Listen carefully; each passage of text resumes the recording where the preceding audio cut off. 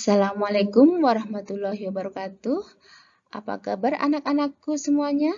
Semoga kalian semua dalam keadaan sehat dan dalam perlindungan Allah Subhanahu wa taala. Ya, berjumpa lagi dengan saya Ibu Titi Sukuryanti dalam video pembelajaran IPA kelas 9 semester 1. Untuk kali ini, kita akan belajar tentang listrik statis dalam kehidupan sehari-hari. Yuk, simak baik-baik ya.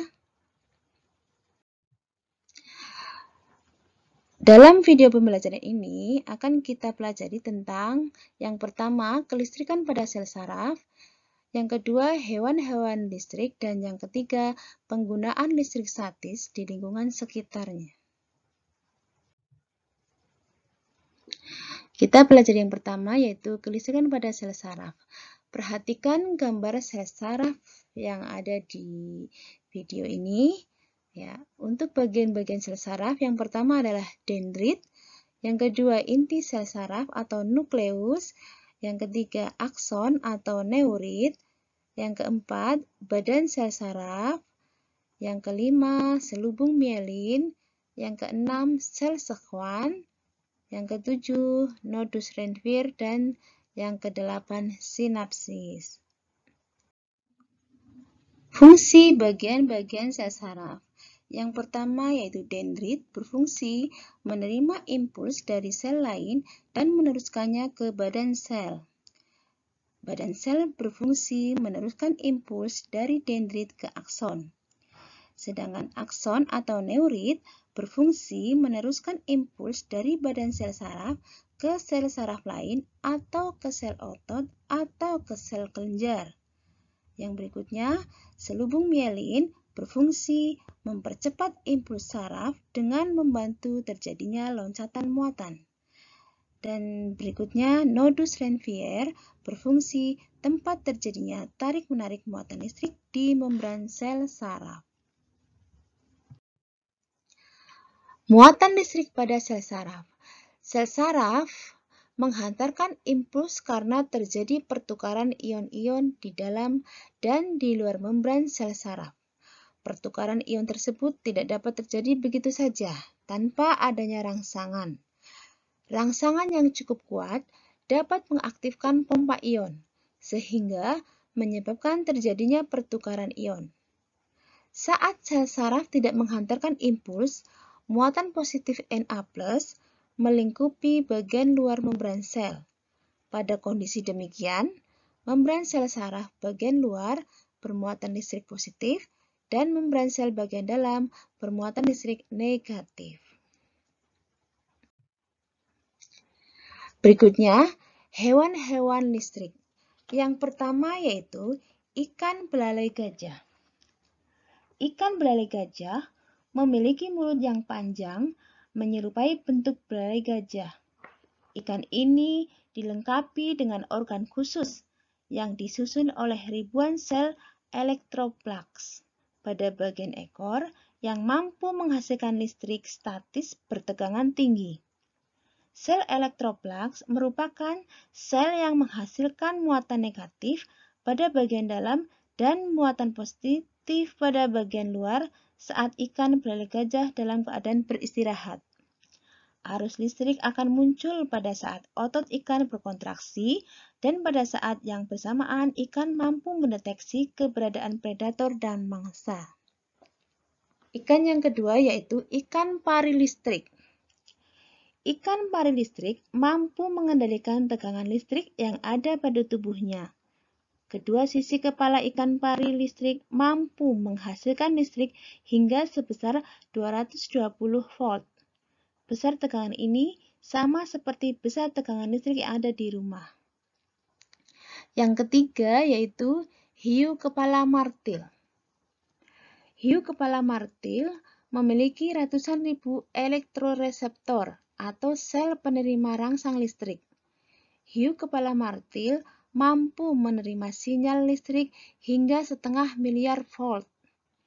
Hiu kepala martil biasanya menggunakan kemampuan mendeteksi sinyal listrik untuk mengetahui letak mangsa di bawah pasir.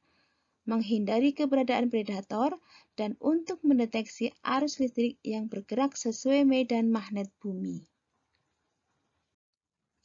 Hewan-hewan listrik berikutnya yaitu lele listrik.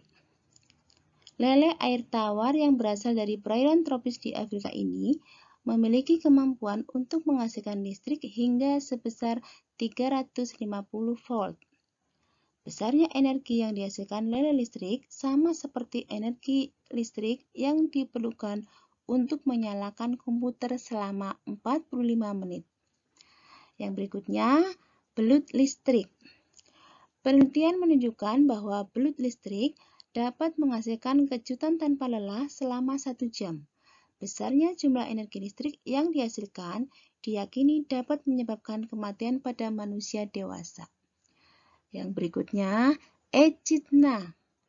Echidna memiliki moncong memanjang yang berfungsi sebagai pengirim sinyal-sinyal listrik untuk menemukan serangga atau mangsa.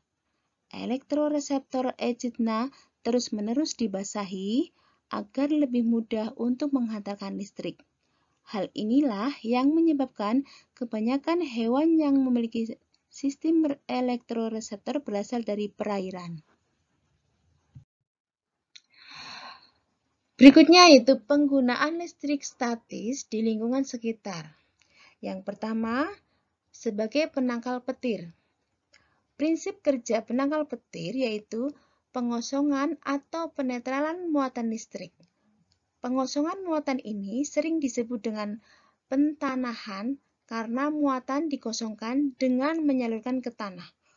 Fungsi penangkal petir membuat jalan yang sesingkat-singkatnya agar muatan listrik dapat berpindah ke tanah dengan aman tanpa membuat kerusakan terhadap objek yang dilewatinya.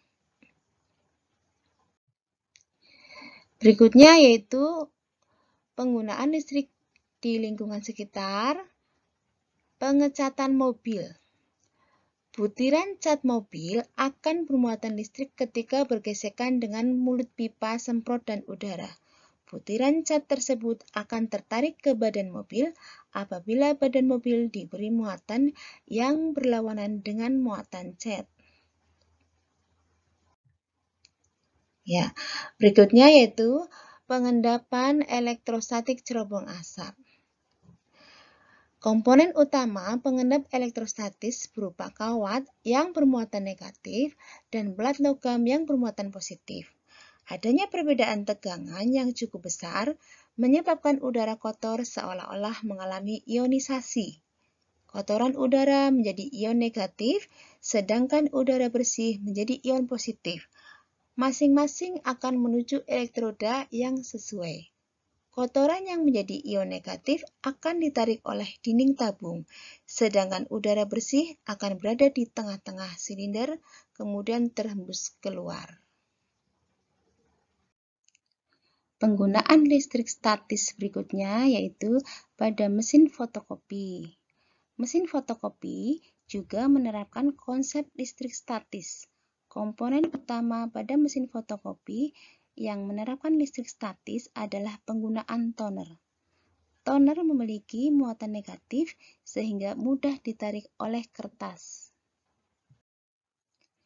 Demikian tadi video pembelajaran kali ini. Semoga bermanfaat untuk kalian semua ya.